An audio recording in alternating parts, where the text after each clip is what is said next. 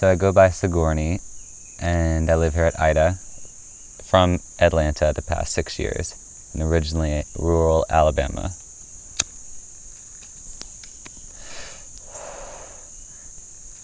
Growing up in the sticks of Alabama as a little queer boy, I created all these ideas ideas were suggested to me of what success was.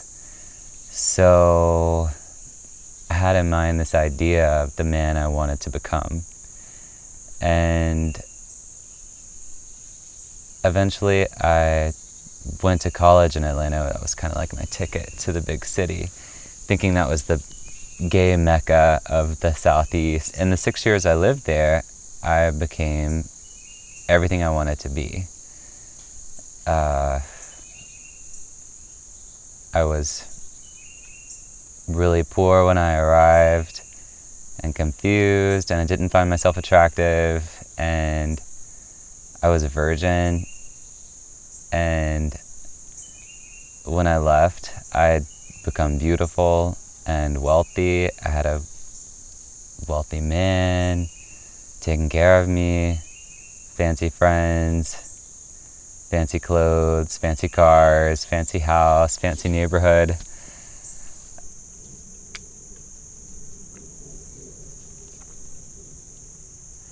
I was go-go dancing at a bar when I met my lover, and he, as they said at the bar, bought me, what did they say? They say that clients can buy you off the bar, so they pay the house a certain fee and take you home. So he did that, and I never went back. I was a assistant to a clothing designer there who'd been established for 20 years, and I launched a jewelry line under his direction and eventually went independent, and it became wildly successful, at least from where it began. I was selling in 5 states and had boutiques calling me for orders all the time, and photographers were pulling pieces left and right. Started getting celebrities wearing it. Sierra and Chrisette Michelle's PR person was all over it. And around December of last year, something just hit me. When I was go-go dancing, a coworker kept mentioning these people called radical fairies and talking about this magical farm in Tennessee. And I'd read about Ida online, even though its web presence is really small.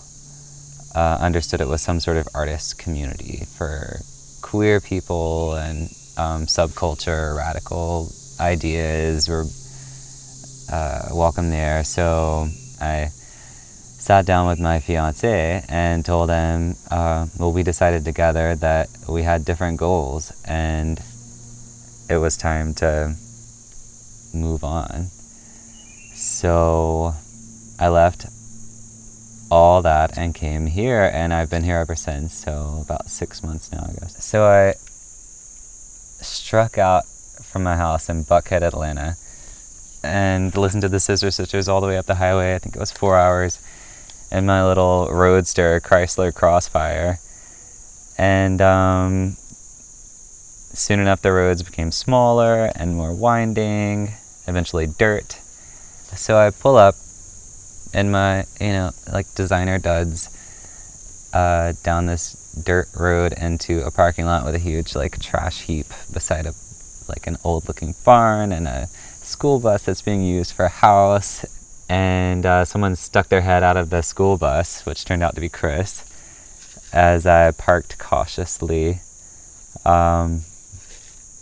between trees and rocks, and mentioned that I looked a little nervous, and then oriented me throughout the land. Around the same time I arrived, Ida had launched an artist in residency program in order to attain their 501c3 status. So a mission of mine was to sort of resurrect this book that I'm working on, that I had started as a 19-year-old before I left for Atlanta. And so I told them that I was interested in staying for a full year since I like to do things in circles. And I was interested in being an artist in residence. So they put me in a cabin, and there I've been since. Someday, I'll be able to translate to people or explain to people why I'm here and what I'm doing, like why I left the lifestyle I did and chose another, as soon as I figure it out anyway. So maybe this book can do that. That's the end goal.